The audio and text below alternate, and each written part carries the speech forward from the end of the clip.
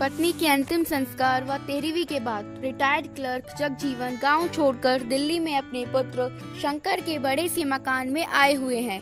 शंकर बहुत मनुहार के बाद यहाँ ला पाया है। यद्यपि वह पहले भी कई बार प्रयास कर चुका था, किंतु अम्मा ही बाबूजी को यह कहकर रोक देती थी कि कहाँ वहाँ बेटे बहू की जिंदगी में दखल देने चलेंगे। यही ठीक है, सारी जिंदगी यहीं गुजरी है और जो थोड़ी सी बची है उसे भी यहीं रहकर काट लेंगे, ठीक है ना।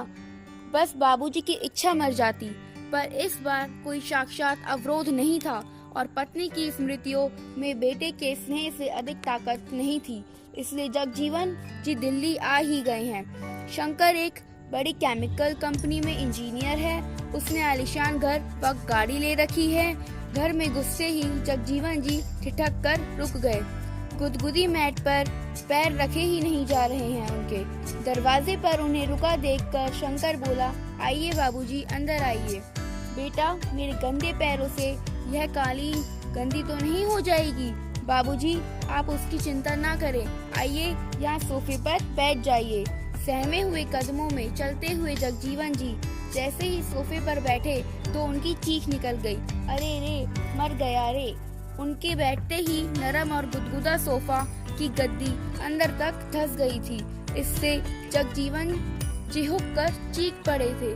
चाय पीने के बाद शंकर ने जगजीवन से कहा, बाबूजी, आइए आपको घर दिखा दूं अपना। जरूर बेटा, चलो। बाबूजी, यह है लॉबी जहां हम चाय पी रहे थे। यहाँ पर कोई भी अतिथि आता है तो चाय, नाश्ता और गपशप होती है। यह डाइनिंग हॉल है, यहाँ पर हम लोग खाना खाते हैं। बाबूजी, यह रसोई है और इसी से जुड़ा हुआ यह भंडार घर है। यहाँ रसोई से संबंधित सामग्री रखी जाती है। यह बच्चों का कमरा है। तो बच्चे क्या अपने माँ बाप के साथ नहीं रहते? बाबूजी, शहर है और शहरों में मुंबई है। यहाँ बच्चे को जन्म से ही अकेले सोने की आदत डालनी पड़ती है। माँ तो बस समय पर उसे दूध पिला देती है और उसके शेष कार्य आया आकर कर देती है। थोड़ा ठहर कर शंकर ने आगे कहा, बाबूजी, यह आपकी बहू और मेरे सोने का कमरा है और इस कोने में यह गेस्ट रूम है। कोई अतिथि आ जाए तो यहीं ठहरता है। यह छोटा सा कमरा पालतू जानवरों के लिए है। कभी कोई कुत्ता आदि पाला गया तो उसके लिए व्यवस्था कर रखी है। सीढ़ियाँ चढ़कर ऊपर पहुँचे शंकर ने लंबी चौड़ी छत के एक कोने में बने एक टीन की छत वाले कमरे को खोलकर दिखाते हुए कहा, बाबूजी, यह है घर का कबाड़ खाना। घर की सब टूटी फूटी और बेकार वस्तुएं यहीं पर एकमात्र कर दी जाती हैं और दिवाली होली पर इसकी सफाई कर दी जाती है। ऊपर ही एक बाथरूम और टॉयलेट भी बना हुआ है। जगजीवन ने देखा कि इसी कबाड़ खाने के अंदर एक फोल्डिंग चारपाई पर बिस्तर लगा हुआ है और उसी पर उनका झोला रखा हुआ है। जगजीवन ने पलटकर शंकर की तरफ देखा, किंतु वह उन्हें वहां अकेला छोड़कर सरपट नीचे जा चुका था।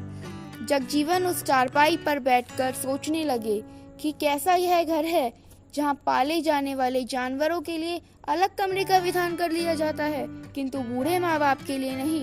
इनके लिए तो कबाड़ का कमरा ही उचित आवास मान लिया गया है। नहीं, अभी मैं कबाड़ नहीं हुआ हूँ। शंकर की माँ की सोच बिल्कुल सही थी।